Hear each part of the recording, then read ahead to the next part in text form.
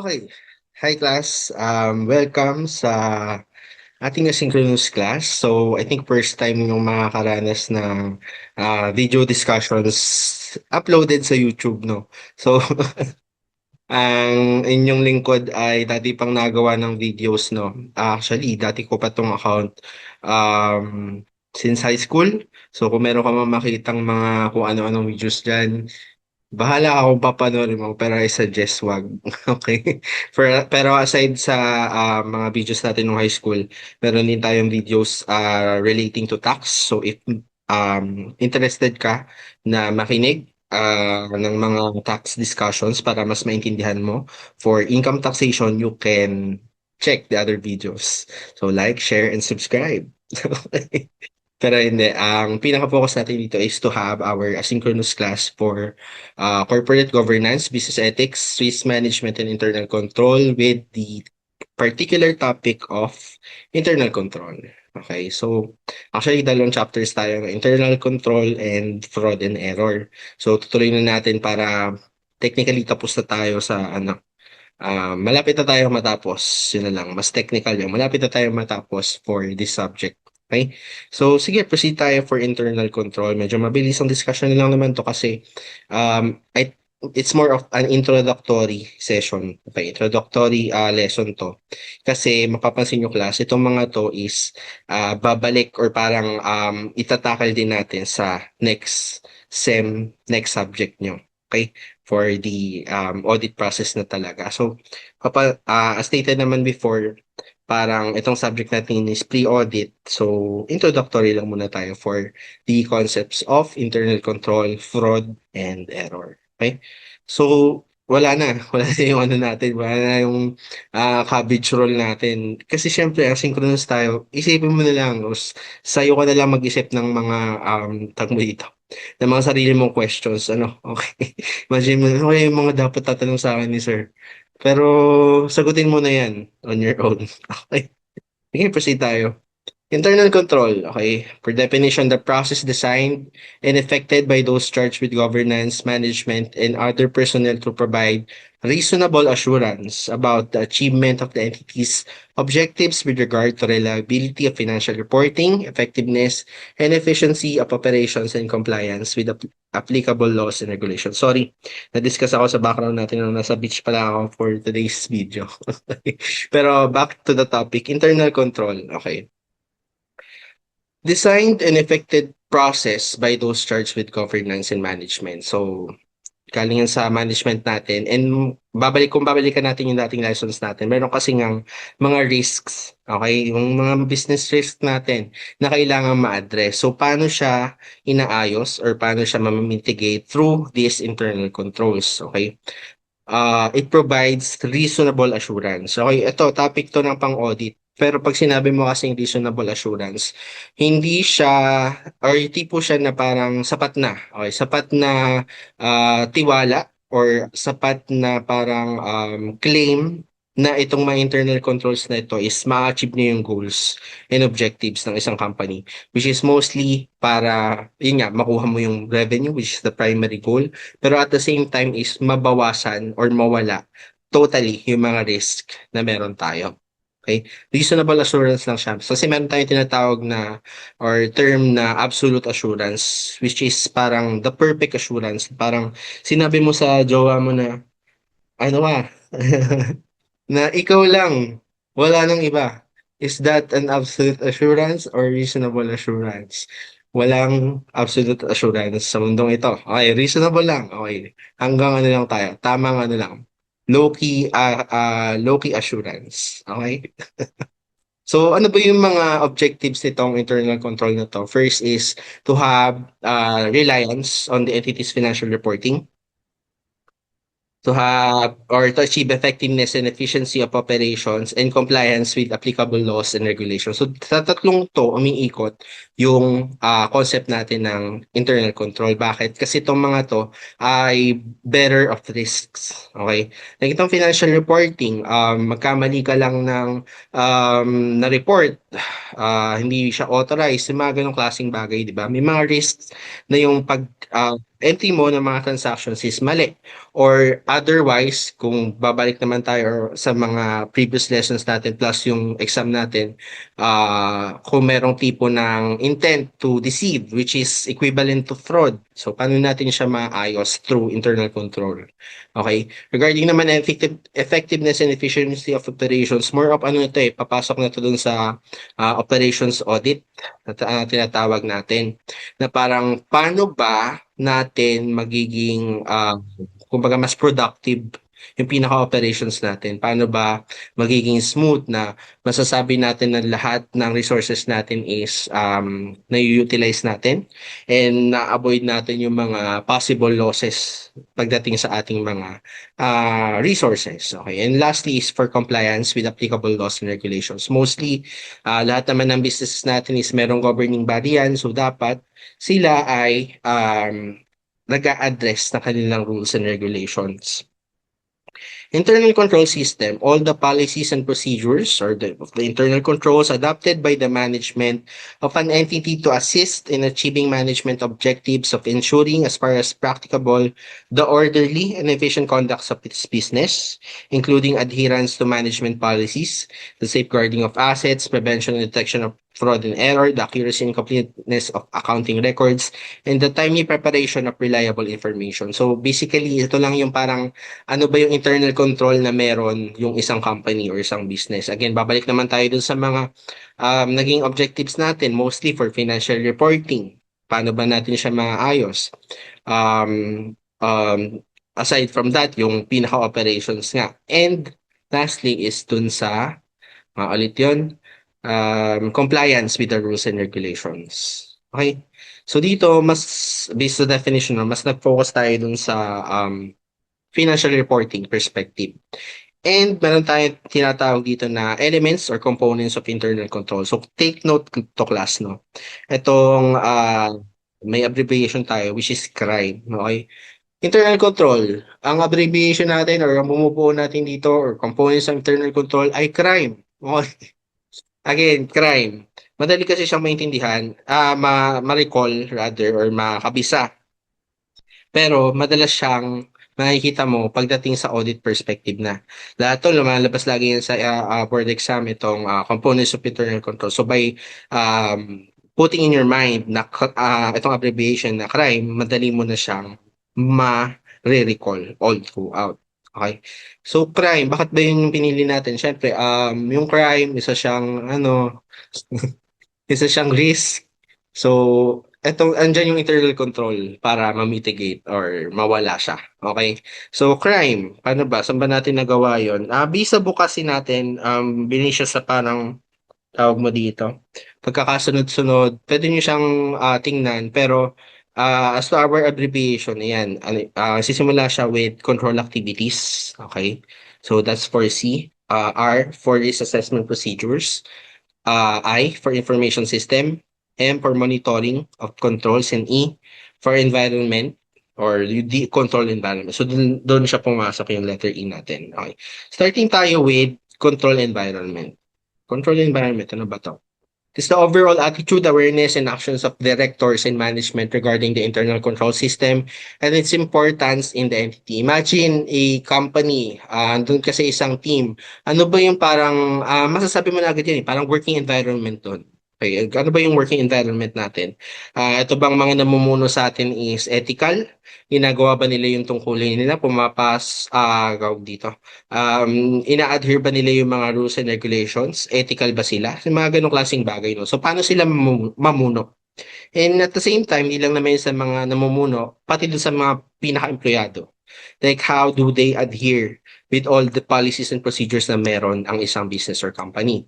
So, control environment also includes function of the board of directors and committee's management philosophy and operating style, since sinabi natin kanina, organizational structure and methods of assigning authority and responsibility, na tipong sa isang sistema ng isang business, merong mamumuno, paano sila mamuno, ginagawa ba nila yung tungkulin nila all throughout? So yun nga, inasabi rin natin kanina. And last is for the management control system. Factors that comprise control environment. First is integrity and ethical values. Gaano ka-competent itong mga namumuno sa atin? hindi lang talaga siya namumuna eh, more of sa lahat ng tao, the actual environment of the business. Participation by those charged with governance, management philosophy and operating style, the org structure, authority and responsibility, and lastly is the human resources, policies and procedures, which is the pinaka-important factor for control environment. The human resources. Yun nga, nasabi natin kanina, kung ano lang naman talaga yung bumubuo sa isang business, yung mga tao, paano ba sila, paano ba nila ginagawa yung tungkulin nila para ma-prevent yung mga risk natin. Again, internal control yung pinag-uusapan natin. Next is risk assessment, identification, analysis, and management of risk pertaining of the preparation of financial statements. Hindi na siya sa financial statements, no, pero nakapokus kasi tayo sa financial reporting perspective. Itong risk assessment na to, discuss na natin to last time. More of babalikan mo na lang siya, ano ba yung mga risk na to, and paano mo siya ma-identify, paano mo siya ma-assess, paano mo siya um, tawag mo dito, mamimitigate and totally mapapawala kung kaya. Okay. So doon lang naman siya pumapasok. Itong mga risk na to ay, yan, can arise due to circumstances such as, itong mga to class, pagdating mo sa audit, merong specific phase na risk assessment procedures tinatawag or RAP, okay? Na yun, RAP. So, itong risk assessment procedure na to, pag merong maglilista ka ng mga factors na parang, yun nga, like to, ano ba yung mga risk na common sa business, ano ba yung risk na possible na mangyari sa financial transactions all throughout, and yung mga factors na pwede nating masabi na pagpuntahan or kumbaga pagmulan niya is ito mga to na parang pag-present tong mga to ay mukhang risky na talaga tong business natin or parang meron tayong kailangan pagtuunan ng pansin. Ngayon, kailangan nating ma-check itong mga risk na to and assess kung paano ba siya napipigilan or nami-mitigate ng internal control. Kaya yung mga circumstances na to, first, changes in operating environment. Which is quite related dun sa control environment, no? Control environment ng pinaka-businesses natin. Like, paano ba sila nag-ooperate all throughout? Kaya pa ba ng mga empleyado? Tawag dito, do they adhere to the rules and policies, pati yung mga parang paano ba yung actual procedures and step by steps dun sa pinaka-business or company. Second, new personnel. Very issue siya. Ano siya, parang pagka nakita mo na nag-change yung mga namumuna, most especially, nagkakaroon yan talaga ng parang documentation with regards to audit, no, na parang nag-change yung namumuno, like nag-change si CEO, o kahit si secretary mismo, o kahit yung controller. Ngayon kasi, bakit mahalaga siya or bakit issue siya? Baka ito palang pinalit is incompetent. Hindi naman pala siya dapat namumuno. Ayun, kasi ba yung mga ganong factors, no? So, may risk kasi doon na yung process before is baka hindi na magawa kasi considering na bago yung personnel natin. Next, new or revamped information system. So, ito, medyo ano pa rin to. Medyo mahirap siya pagdating sa audit perspective. Hindi naman sa mahirap, parang more of marami kasing gagawin. So nakaranas tayo before na parang nagbago yung system nila. Basically, nagbago lang naman yung general ledger system nila. So paano sila nag-entry ng journal entries, ganun, mga records nila. Parang from this specific application, lumipas sila ng another mas efficient daw na application. So yung mga ganong klaseng bagay, may risk naman kasi doon na parang paano yung transition, okay? Paano yung mga balances before na na-record, tapos magre-record ka ng bago sa sistema. Nagre-recon ba sila or nagre-reconcile ba sila with the previous reports? Paano kung hindi nagbago yung sistema, magiging ayos ba? And considering na nagbago nga, maganda ba yung implementation ng information systems na to? Okay? Fourth, rapid growth. Ano naman yan? Parang since lumaki na yung business, ano yung mga factors na nangyari? Bakit tumaas yung revenue? Bakit biglang nag-boom yung business? Yung mga ganong klaseng bagay. Alamin natin yung mga list dyan. New technology. Same lang din nun sa parang yung information systems. Nagbago yung mga bagay-bagay. New business models, products, or activities. Okay? Corporate restructuring. Isa. Ito pa. Na parang maugnay mo sa mga new personnel kung competent ba yung mga pagbabago or mga personnel na hinire para pumalit dun sa mga particular departments or corporate tawag dito, corporate hierarchy. Okay, kung saan man sila napunta. Eight, expanded foreign operations. Siyempre, since, tawag mo dito, parang in relation na siya doon sa rapid growth natin na kung locally, dito ka lang, okay siya, pero paano yung performance niya abroad? And lastly, new accounting pronouncements. Madalas din to talaga, which is actually required naman talaga. Pagka may bagong standard, lalo't applicable na siya doon sa particular business or entity, paano nila hinahandle yon? Okay? Na-implement ba nila? Tama ba yung sumusunod pa ba sila sa mga accounting standards natin? So, doon yung part ng risk assessment natin. Pusa tayo sa information systems. Okay, so for information systems, it consists of infrastructure, software, people, procedures, and data. Wala ganong issue kung manual. Siguro issue na lang doon like manual systems ng pag-record for financial reporting perspective, no? Ang issue na lang doon siguro sobrang dami ng supporting documents na ganyan-ganyan. Ang issue naman kasi for information systems, particularly IT, is reliable ba yung IT natin? Which is yun naman talaga yung parang pina-prevalent na. Gaano ka-reliable itong information technology na to para ma-process yung mga datas natin? Okay? Mga ganong klaseng bagay. So dito naman yung parang tinitingnan yung overall recording part ng financial reporting perspective. Information related to financial reporting, yan, pag-initiate ng record, process, and entities transactions. One of the control activity or control testing na tinatawag pagdating sa audit no testing perspective natin is pag-check if tama ba yung na-record. Kunyari, for example, revenue. Nag-record ka ng revenue. Tama ba yung pag-record? Dapat supported yan with a particular invoice. Meron ba? Pangatlo is na-record na siya. Ni-review ba siya? Like, nung syempre may preparer and reviewer function yan.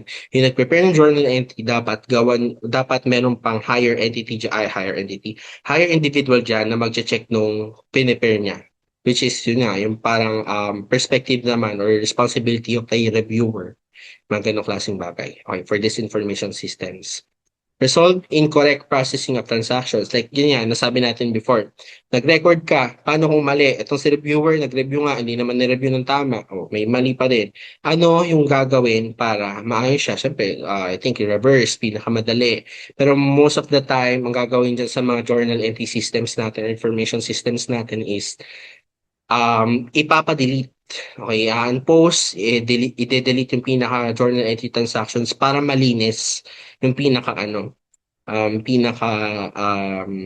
recording. Kasi ang pagka nakakita yan ng kunyari, ni-reverse mo yung maling journal entry, medyo pangit siya tingnan pagdating sa um, tawag mo dito, pagdating sa uh, the ledger activities. Okay, yung parang the movement for the particular period nung nire-report mo. Mas better na iyan po siya, then delete as compared sa i-reverse. Pero again, yung mga ganong klaseng bagay, di ba? Paano kung meron na pala dong pandaraya na nangyayari? So, doon yung mga klase ng bagay na tinitingnan natin for this information system. Third, process and account system overrides or bypass to controls. Malay mo, hindi naman pala authorized yung mga particular users ng mga journal entries natin or journal entry systems natin. Transfer of information from systems to general ledger. Yan, yung parang leading up to the financial statement records na lahat pa ng mga journal entries natin is supported, then dapat nagtatali siya or nalalagay siya sa trial balance natin up to the point in time na magkaroon na tayo ng pinaka-financial statements. Capture information relevant to other events and conditions, depreciation and amortization. Tama ba yung itong dalawang to, no? Depreciation and amortization. As to practice, syempre, nag-ano tayo, di ba? Pag sa college pa lang muna, college or academic perspective tayo, nagka-calculate niyan. Meron pa tayong mga amortization table. Kung alam mo yung shortcut for amortization table, very good kasi magagamit mo yan sa board exam. Itong mga to, pagdating sa practice, is automated na. Hindi naman sinabing automated. Parang mas maganda na yung niya, system niya. Basically, Excel lang din naman yan. Pero parang mas madaling mag-compute doon. Yung mga ganong klaseng bagay. Ngayon, ang challenge is, tama ba yung mga formulas na ginamit?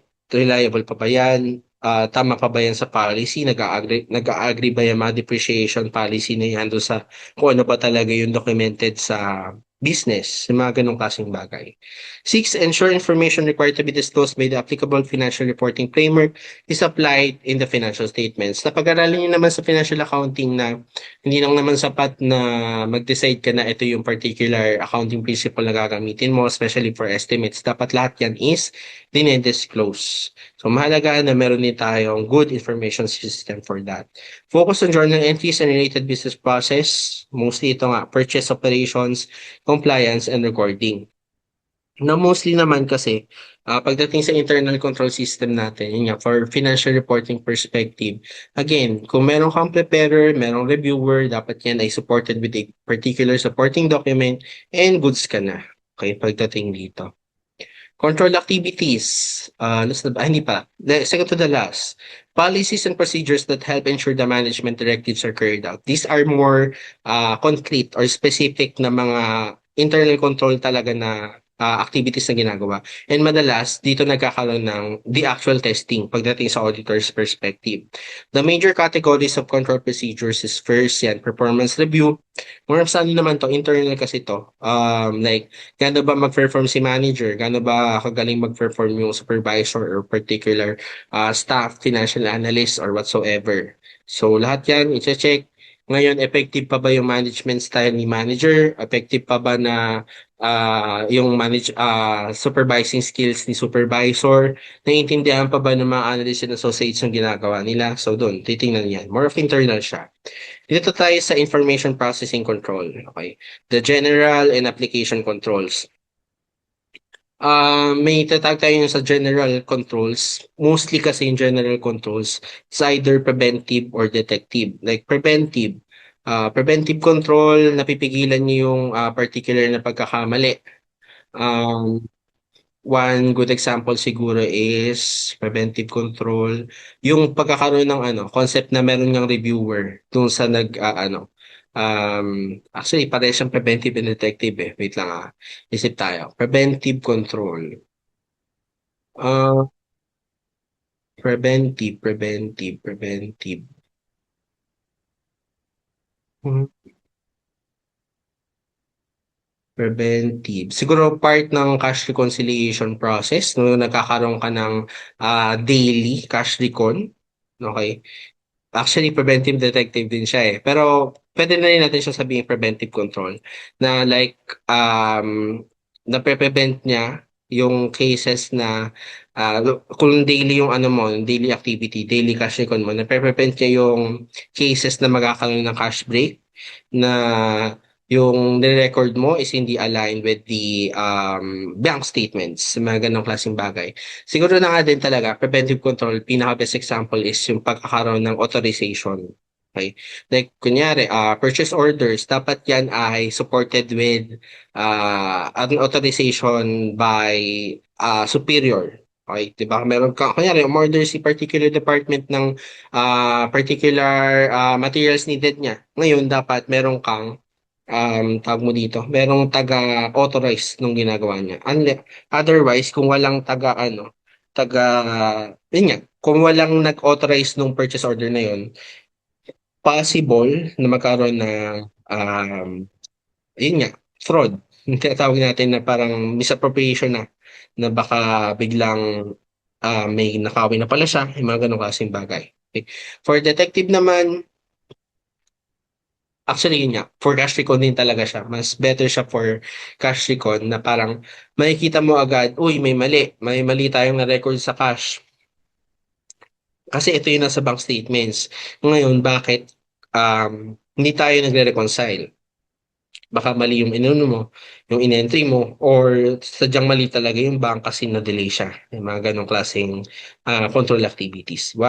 Very good example talaga yung cash recon natin. For cash, okay? Segregation of duties. Ito lagi mo naman tong maririnig pagdating sa internal control topic, segregation of duties, na dapat iba yung pinaka-best example natin is iba yung nagre-record versus iba yung may custody ng pera. Okay? One example, like, kung syempre, kung nagre-record ka ng financial transaction mo, yung treasury is ibang department siya. Siya yung taga ano talaga, may hawak ng pera physically. Pero pagdating sa books, iba. Okay, mostly sa financial department naman yan, or finance department. Next, adequate documents and records. Dapat lahat yan ay supported by evidences, yun nga, by supporting documents. Safeguard over access to assets. Um, like physical assets, no, yung mga property, plant, and equipment natin. Yung simpleng lock, it's a form of safeguard.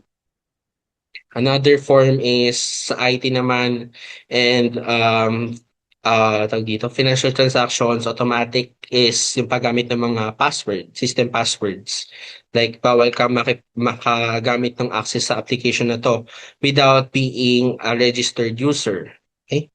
Lastly, independent checks on performance. More of ano naman to, check on performance ng business activity ng the business itself and department itself. So yung kung yung A is more of internal, itong B is mas tinitingnan siya or mas focus siya ng mga external audits. Okay? Lastly, physical controls. Ano na yan? More of ano na, part na ng operations. Pero focus tayo dun sa financial reporting perspective. Monitoring controls, which is the last one. Entity uses to assess the quality of internal control over time. Hindi lang naman sapat na nandyan lang yung internal control na yan, tapos kinabukasan wala na. Walang concept dapat dito ng ningas kugon na parang since okay naman siya nung simula, okay na yan all throughout. Hindi, dapat chine-check yan all throughout. Na check mo kung effective pa ba siya, first things first, nagagawa pa niya yung tungkulin niya. Pag hindi, baka kailangan na natin ng bagong control. Okay? Assessing the design and operation of controls on a timely basis and taking corrective action as necessary. Related to internal audits wherein entities evaluate the design and operation of internal control and communicate information about the strengths, weakness, and recommendations for improving internal control. Which is parang na-summarize natin kanina, no? Na parang, okay pa ba siya? Otherwise, baka it's time na magkaroon tayo ng bagong control kasi hindi naman pala siya effective. Okay? Papasok yung pagkakaroon ng effective and ineffective control system. Mas madidiscuss natin yan next subject, pero I think maapiyawan natin yan with our next topic for fraud and error. Okay. So, tapos na yung chapter na yun, dito tayo sa fraud and error.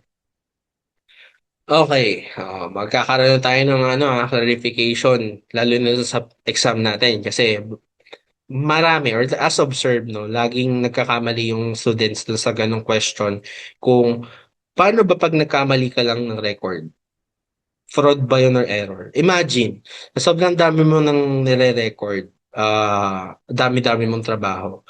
Wala ba talagang chance or wala ba talagang room na hindi ka magkakamali? So, pag nagkamali ako, fraud na agad. Parang ganun, di ba? So, kung mapapaisip, yung sa exam natin, no, parang na mali lang naman talaga siya ng record eh. Nakakalimutan yung particular example. Let's just say, 100,000 na pinag-record, ginawang 1 million. What if, ano lang talaga siya, naduling lang.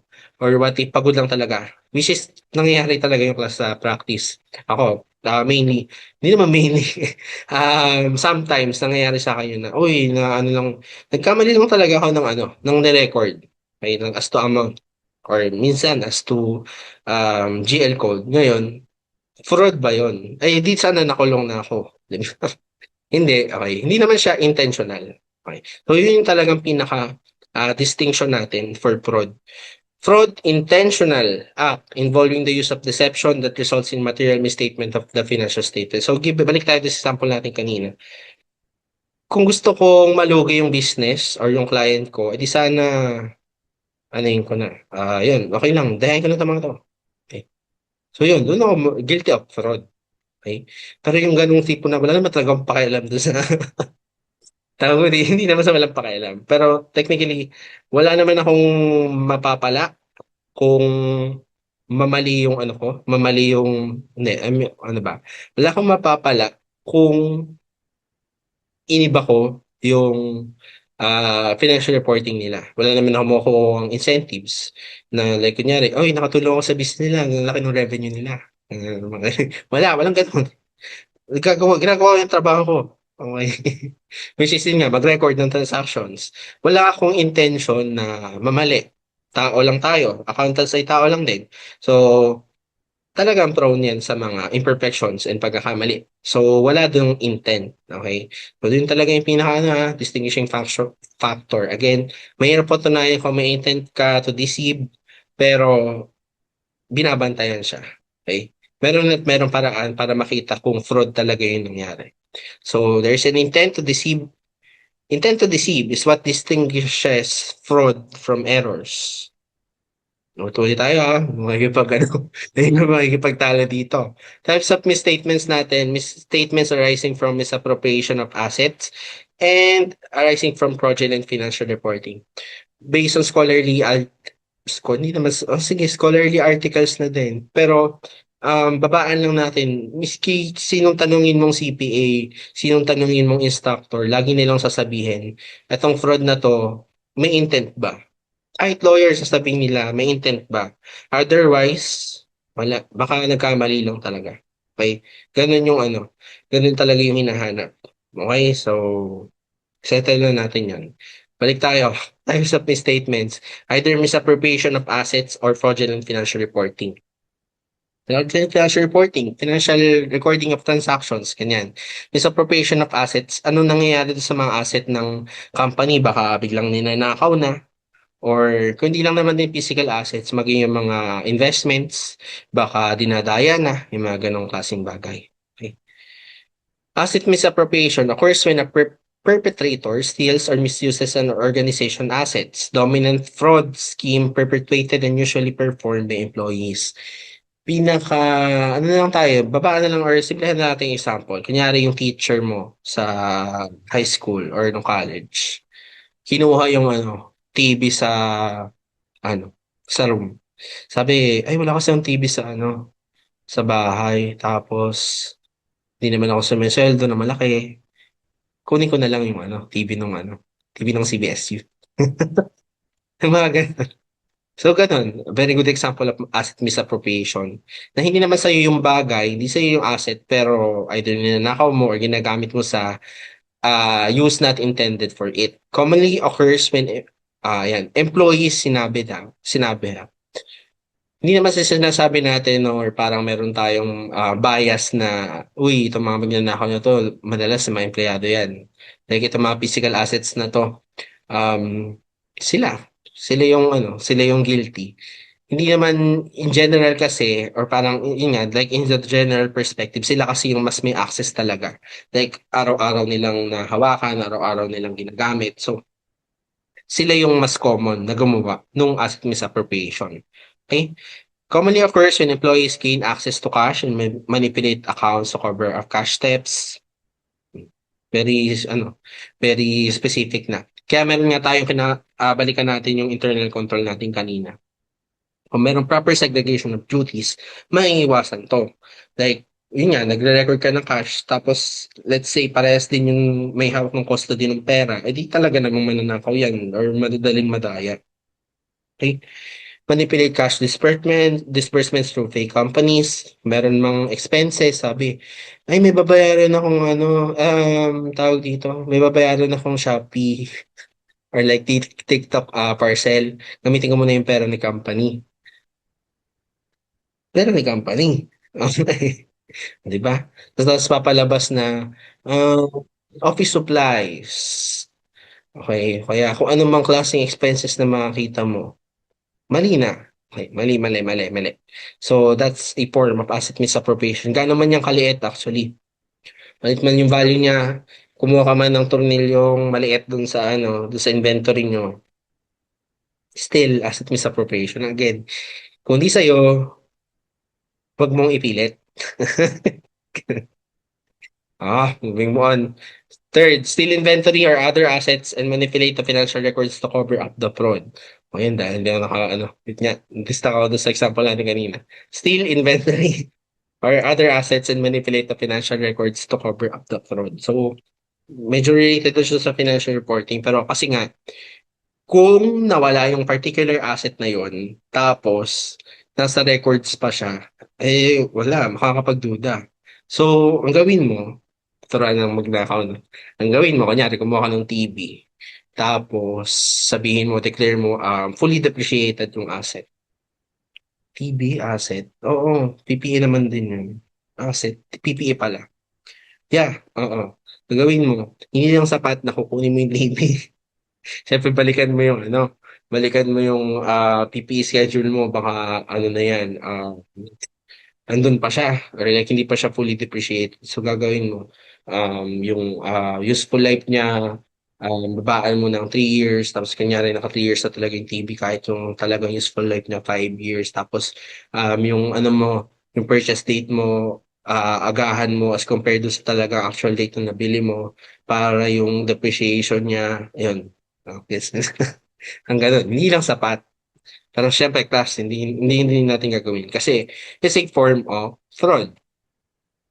For fraudulent financial reporting naman, intentional manipulation of reported financial results to misstate the economic condition of the organization. Okay? Yun, pag bago ng libro, pangdadaya ng libro, pagluluto ng libro. Common ways for this to take place. Kung kanina actually class, yung asset misappropriation is for employees. Ito namang fraudulent financial reporting is more of the higher ups sa mga board of directors, managers, the owner itself. Okay.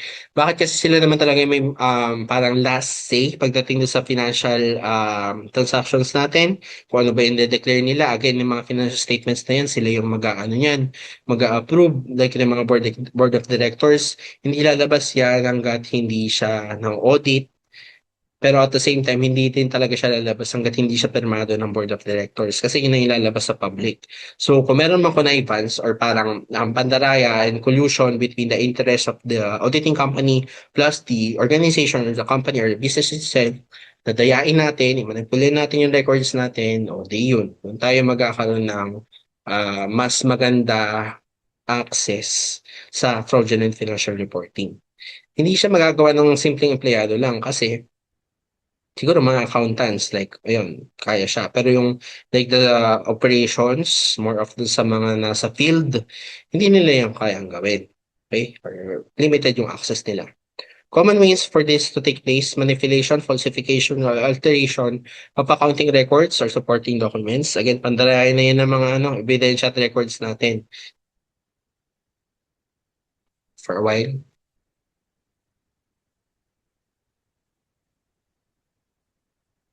Store po. Oh. Next, misrepresentation or omission of events, transactions, or other significant information. Lahat ng bagay dapat is disclose. What if impaired na pala yung asset? Okay? Very good example. Disclose lahat yan. Intentional misapplication of accounting principles. Um, Madali namang isipin yan. Kung ito yung sinabi ng accounting framework natin, yun yung susundin natin. Accounting standard natin rather, yun yung susundin natin. Okay? Kung hindi mo sinunod, bukod sa ano ka na, eto, kunyari, yung ganong perspective, na nagkaroon ka ng hindi pagsunod sa PFRS, let's say, ganyan, ganyan. Tapos, sasabihin ni Board of Director, kahit ni accountant mismo, ay, hindi pala ako aware. Okay? Hindi ako aware na ganito pala yung dapat gawin. Ngayon, mistake ba yun or fraud? Parang lilid kasi tayo sa sa fraud, no? Kasi parang 'di ba dapat ano ka tawag na yun? Um ano ba yun? Nakalimutan ko yung perspective nung sa law na pag hindi may excuse ang lahat kung hindi mo alam. Parang nakalimutan ko yung exact term for that. Pero yung hindi mo pwedeng gawing excuse na hindi mo alam yung law para makalusot ka. Parang ganun, di ba? Nakalimutan ko yung term. Kung alam mo, comment down. Nakalimutan ko lang siya. Pero yung ganun na parang papaisip ka, di ba dapat kung accountant ka, alam mo lahat ng nasa accounting standard, ganyan, ganyan. In reality, hindi naman talaga nangyayari yon. Merong mga CPAs na Siyempre makakalimutan naman din talaga tayo. Kailangan lang nating i-refresh yung minds natin all throughout. Pero most of the time, ang nangyayari is nakakalimutan lang talaga. Okay. Pero again, hindi naman yun dapat maging excuse na dapat na para hindi mo gawin yung tama or gawin yung tungkulin natin. So more of ano pa rin talaga siya. Magle-lead pa rin siya as error yung ganong klaseng bagay. Kasi parang wala eh. Ano lang siya. Hindi ko naman kagustuhan na makalimutan ko yung lahat ng bagay-bagay regarding sa sandabukal ng mga accounting standards, ganyan-ganyan. Pero, again, wala naman akong intention. O, di ba? Pagka ganun yung mga na, ano mo, yung naririnig mo, paano mo pa mapapatunayan yung fraud? So, ganun kahirap. Actually, sobrang hirap. Maraming investigation na kailangan gawin. Kung sakali ka mang mag-submit ng report na related to fraud, mahaba talagang proseso yan. Most of the time, hindi ka makakahanap ng fraud. Unless na lang talaga magpabalita yung sobrang laki ng evidences. In my 3 years of audit experience, wala akong tawag mo dito na wala kami napatunayan na may fraud talaga. Ganun ka ano siya. Ganun ka rare. Pero again, hindi natin siya masasabi na hindi nangyayari. Kasi nangyayari talaga yan. Okay? Mahirap lang talaga patunayan yung intent. Dito papasok yung fraud triangle natin. So kung meron ka nitong tatlong to, yun, mataas talaga yung chance mo na meron kang fraud. Incentive, pressure, opportunity, and rationalization. So, itong topic na to, kahit sa mga business, the practice itself, lagi siyang din-discuss. Meron particular training for this one. And sinasabi nila to, ano ba yung tatlong bagay na makakapag-lead sa'yo for committing fraud? First is incentive or pressure. Personal factors, pressure, form, family, friends, or culture, addictions to gambling or drugs. Medyo weird lang talaga yung example sa tawag mo dito. Medyo sabog yung explanation natin sa book. Pero mostly lang naman kasi, kung ano ba yung mapapala ng tao. And at the same time, ano yung factor na makaka-influence sa kanyang decision na gumawa ng fraud. Okay? Magkakaroon ba siya ng pera? Magkakaroon ba siya ng gain? Nape-pressure ba siya na i-meet yung goal kaya dadayain na lang? Nape-pressure ba siya sa buhay niya kaya para matapos na, ito na, okay na, kahit walang supporting evidence sa mga ganong kasing bagay. So, doon pumapasok yung incentive or pressure. Mostly, kunyari, manager ka, may gustong ma-meet ng goal. So, yun, ang pressure sa'yo ni company or business, dapat ma-meet mo itong particular quota natin. Otherwise, hindi ka makaka-earn ng bonus. Okay, mga ganun. Pati sa mga simpleng empleyado, ganun nangyayari siya. Or what else? Kailangan ko ng pera kasi meron akong paggagastos ang malaki. Nagkasakit yung ganito ko, nagkasakit yung ganyan ko. Parang ganon. Okay? May mga ganong klaseng bagay na parang kailangan kasi natin ng pera. Kailangan natin ng personal gain. So, baka mag-resort na tayo sa fraud para lang makuha yon. Opportunity. Opportunity exists. Okay, meron kang pagkakataon na gawin siya. There is lack of controls, or complexities associated with such transactions leading to chance of the perpetrator being caught is low. Okay. Meron kang access gawin yung fraud. Okay. So, balik tayo doon sa example natin kanina. Misappropriation, more of sa employees. Kasi sila yung may access sa physical assets. Fraudulent financial reporting, more of sa mga higher ups. Kasi sila yung may responsibility na mag-release talaga ng pinaka records natin. So they have the opportunity to do that. Other factors nito, complexities associated with such transactions. Like for example, sobrang hirap ng accounting standards na parang ikaw na lang nakakaalam. Like, sobrang extreme dyan. Ngayon, pwede mo kasi siyang dayain. Sasabihin sa company or service. Isa ganitong standard, sa article na according to various studies and research proposals, pinag-ganyan. Ay, ito yung dapat natin gawin. Ibang hindi naman talaga yung tama. Okay? Dahil parang ang nangyayari kasi is, since ikaw lang yung may alam, madali mo siyang madaya. Like, let's say, gano'n na nga lang, isang company or team na porket sobrang taas ng nilalayan sa'yo, ng tiwala sa'yo, is ikaw na yung susunod. So, you have the opportunity na i-exert yung parang charm mo na ay, ito yung dapat natin gawin. So, madali kang gumawa ng kalokohan. Personalization, pagiging philosopher na lang ako. Personal, rationalizations often revolve around mistreatment or race. Since company entitlement, parang may nung 30 years dito. Yung gaslight nun, tama nga ba yung gaslight na term? Kasi sinasabi mo na, yun naman kasi, dito, hindi na-depensahan mo yung mali. Hmm. Oo, gaslight pa yun. Nakalimutan ko yung tamang term. Ah, Gagawin mo dito, mali na nga, inaano mo pa, i-justify mo pa. Like, let's say, nag-account coffee maker. So, okay naman. Ginawa namin, pati ko gagawin. Diba? Mga ganun. O kaya, um, ano pa ba? What else? Um, kunin ko na lang yung pera dito kasi hindi ako nakatanggap ng bonus. Kasi hindi ko lang yung ano, ako last time, kasi policy, kaso sunod na yung gusto mo man, ang hirap tapos tapos hindi ka pa makakakuha ng bonus. Yun. So, ito lang dahil namin na yung pera. Okay. Ano pa ba? Sa registration natin. Ano pa ba? Or ito naman, financial reporting perspective. Hmm. Ito. Um, Kung risky kasi parang at least na lang yung business natin, baka tayo mag-liquidate. Mukhang leading na to bankruptcy. Gawin natin, para mawala yun. Gandahan natin yung financial statements natin para mag-survive pa tayo. Kasi otherwise, ako, parang mas malay sa pressure. No? Parang again, yung rationalization, parang pressure lang. So, and na-mix na talaga. Yung rationalization is more of pamimigos of form. Sabihin niya, 190 lang to, minsan lang to, try ko natin to. Yan. It cheats. Itong mabaya business na to, ginawa nila, binanipula nila yung revenue nila, sabihin ganito ganyan, tapos yun, babatuloy yung tax nila, ganyan, ganito, ganyan. So yun, gawin na lang din natin, ginawa naman nila. Kasi paano pag natin ginawa yun? Yung kalipal natin company, kumita tayo, tapos tayo, wala, ganito pa rin. Oh, parang baliw lang.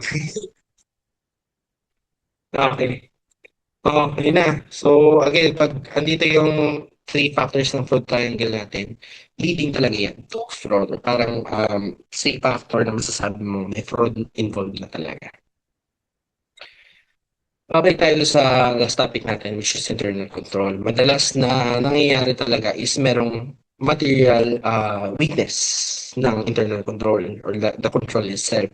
A deficiency or combination of deficiencies in internal control and financial reporting, such as there is a reasonable possibility that a material misstatement of the company's annual or interim FS will not be prevented or detected on a timely basis. Okay. Hindi naman natin sinasabi na mahina yung internal control.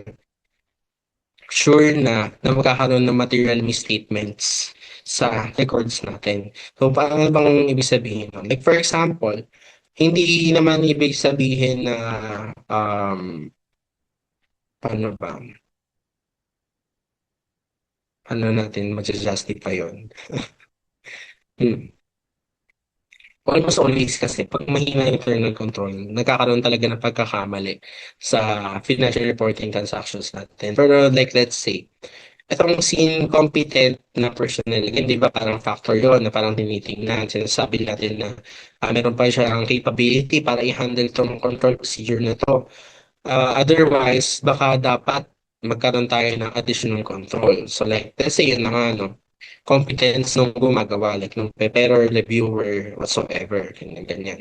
Ngayon, hindi naman guarantee yon na magkakaroon talaga ng pagkakamali or misstatement. Mali mo ano talaga siya, doon talaga nag-excel yung taong yon na like talagang minimal na minimal yung mga nagagawa niyang pagkakamali or errors.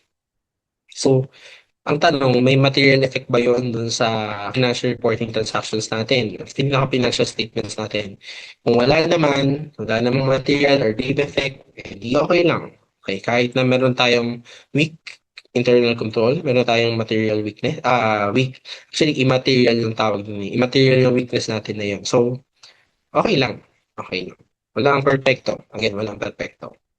Primary responsible party for prevention and detection of fraud rests with those charged with governance of entity and management. Okay. The entity itself, the management itself, and those charged with governance.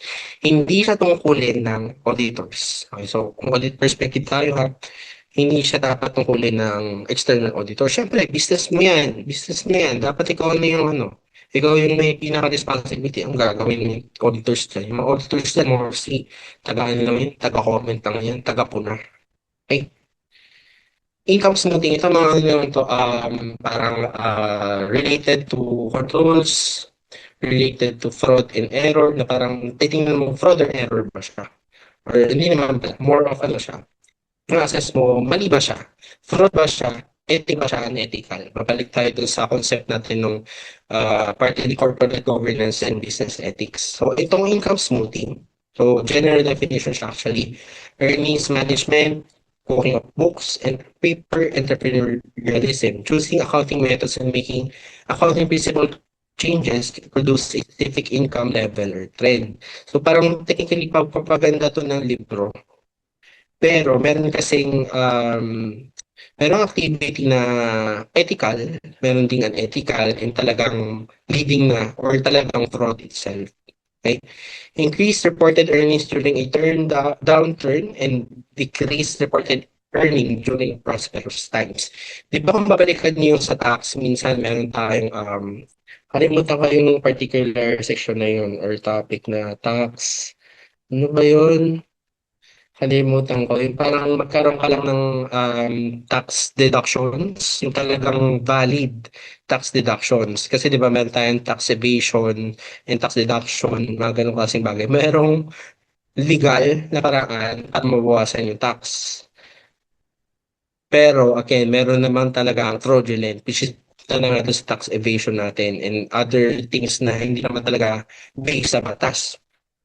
So parang sitang yan dito merong ginagawa para pa-increase or ma-decrease yung revenue whatsoever, depende kung downturn ba or kumbaga hindi okay yung business or kung okay ba yung business. May mga ganong klaseng bagay. Okay? Pero kung fraud yung pag-uusapan natin na increased reported earnings during a downturn. Okay? Hindi maganda yung ano natin eh. Study natin, paano yung mga investors natin, paano tayo makakapag-loan. So, dayain lang natin libro natin. Gandahan na lang natin. Okay. O kaya naman, ang ganda ng business natin. Kaso, teka, ang dami ng ano, mukhang marami tayong tax. Eh, yung tax naman na yan, kukurakutin lang yun ng mga buhaya. Ganyan, ganyan. So, doon papasok yung rationalization ng fraud triangle natin. So, ano yun na lang natin, babaan na lang natin. Para ano ko, kunti lang yung ano, kunti lang manakaw sa atin. Okay? Saan pa? Hindi pa nag-guess ng point natin. So, earning management, forms dun sa ano, income smoothing natin. The primary motivations, paano ba tayo, like, paano natin minamanipulate, inaayos, inahabag talaga, minamanage itong particular earnings natin. Baka meron tayong internal targets within the company, again, itong mga quota natin, external targets na itong mga investors ito yung gusto nila. So, ayusin natin yung ano natin um, pag-declare natin ng earnings natin. Provide income smoothing, which is, yun nga, again, this is general term nung kanina. And provide window dressing for an IPO or a loan.